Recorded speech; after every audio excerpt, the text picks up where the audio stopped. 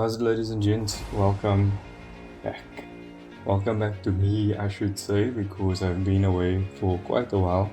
From the camera at least, and recording things. But anyway, we are back with the version 2.0 of the Club Rugby rankings. So what has changed? Initially we had first team, second team, third team and under 20 all in one bundled up ranking. So essentially, as opposed to a team being ranked, it was the club. And I don't think that my viewers took very kindly to this. While it was celebrated by those clubs on top of the rankings, it wasn't so well received by those at the bottom. And while I could have just pushed this to the side, I figured it would be more accurate if we were only ranking the first teams as to the more dominant team this time in the Western Province Club Rugby structure. So what has changed other than removing those teams?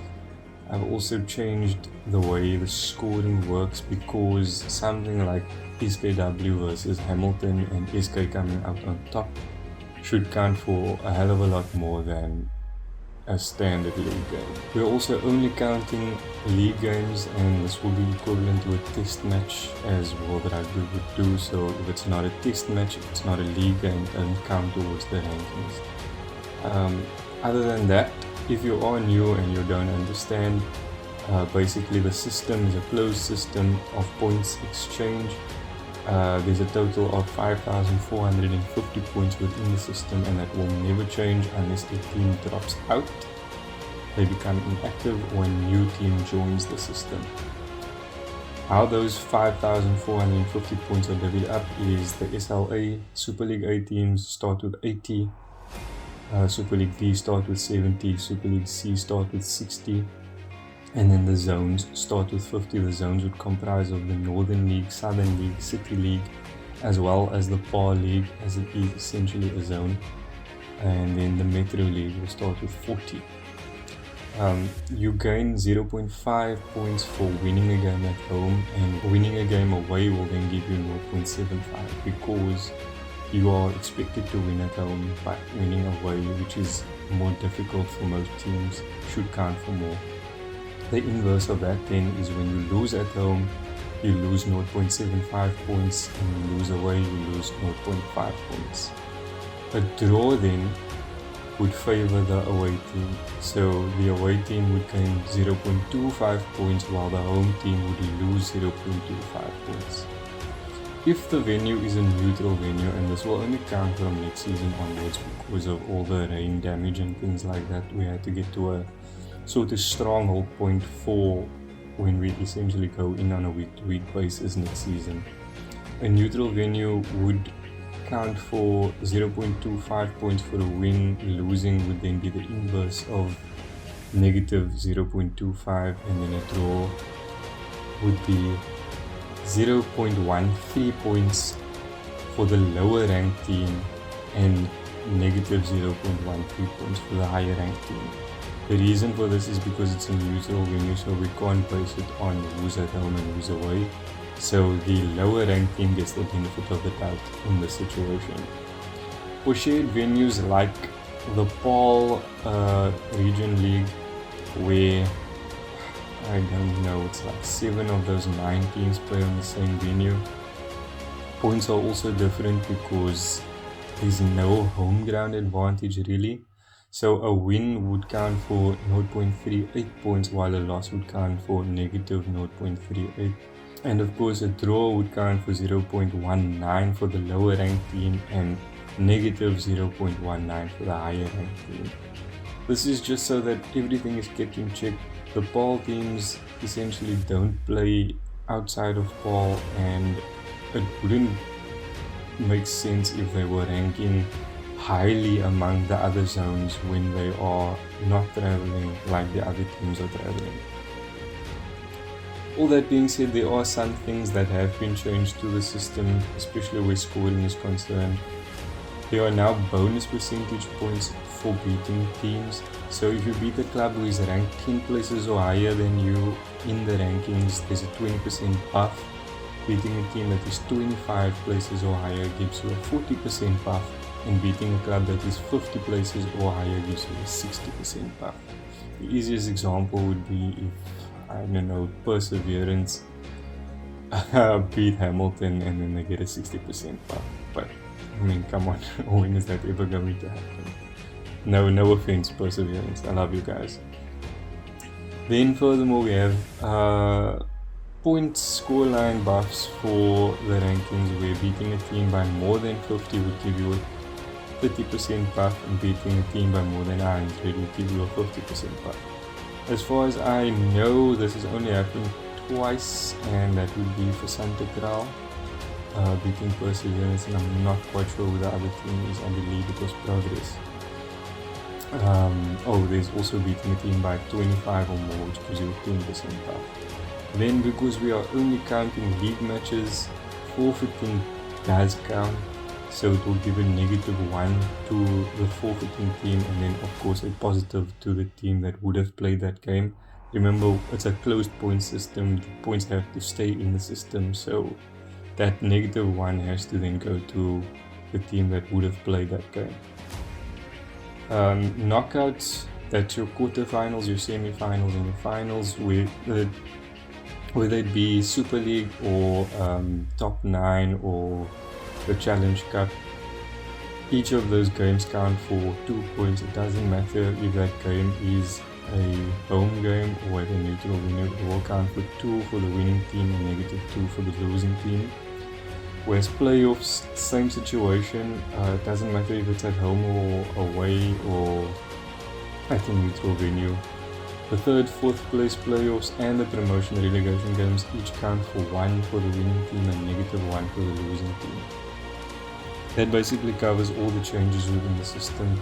So when we look at the rankings and how they tally up, we have Progress in at the very bottom at 91, followed by Perseverance, Bishop Lavis, Temperance, Cities, Lamont, Thistle, Kailicha, Blake's, Peril United, Inikai, Lagunya, Police, Samondium, Gordons Bay Pioneers, Peninsula, and Northerns. This is the bottom 16.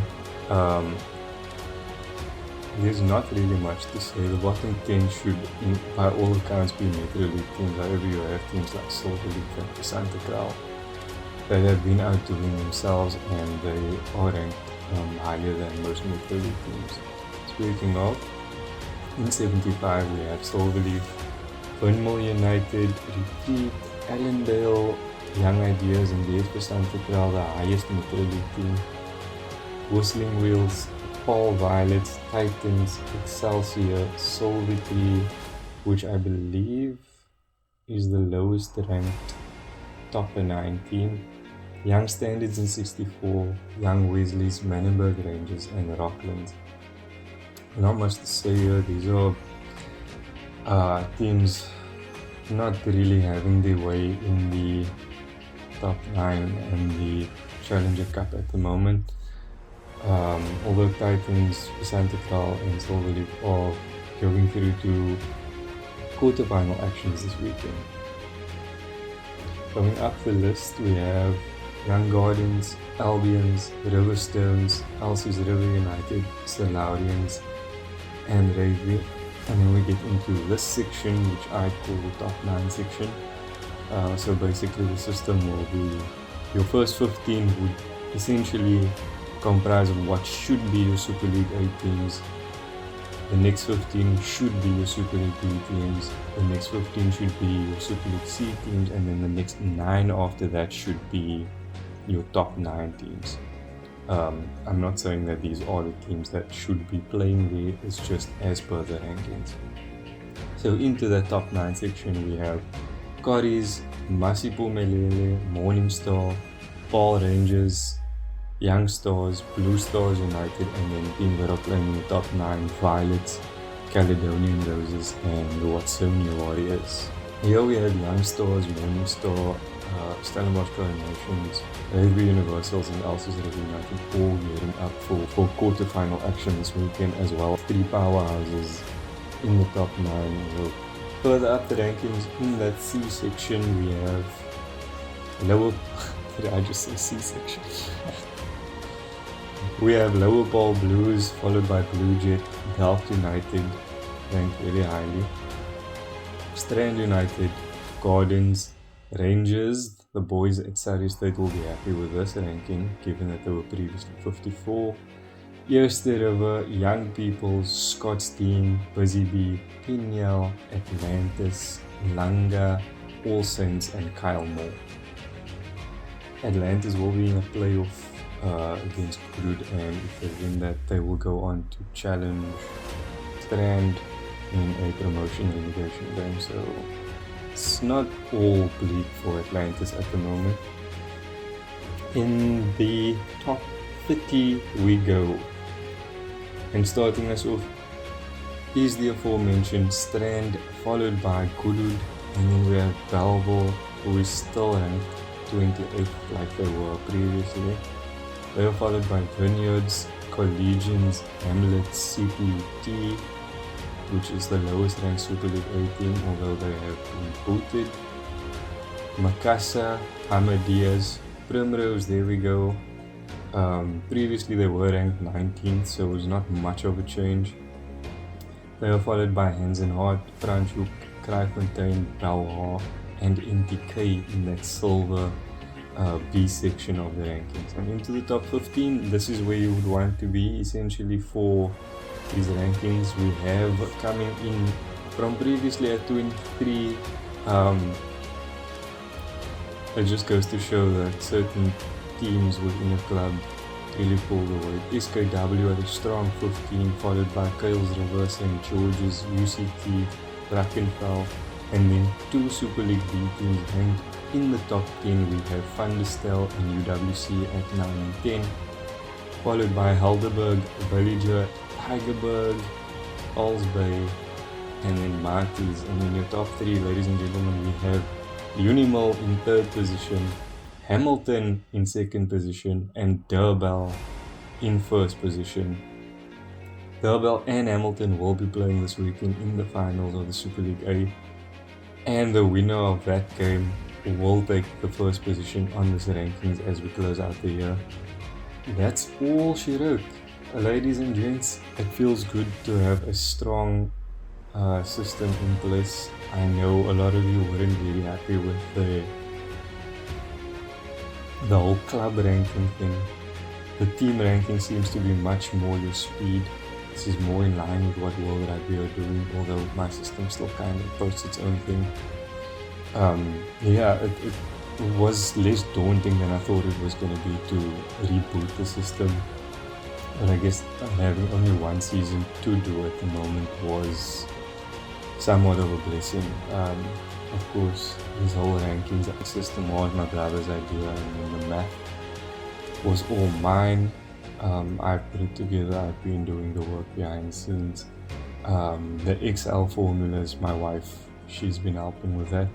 Absolutely brilliant from her part. It would have been a nightmare to get all of this together if it wasn't for that. And then of course the community, the supporters, the fans, whatever you guys want to call yourself. I don't have a nickname for you. Let's go with the Illustro lads. It sounds biblical. Your input is always welcome. We love to hear from you, and hopefully next year there are more things coming. Not only the rankings, we've got the website and the Horizon and a lot more. So we really hope to see you into the next season. But that's all from me, and we'll catch you in the next one.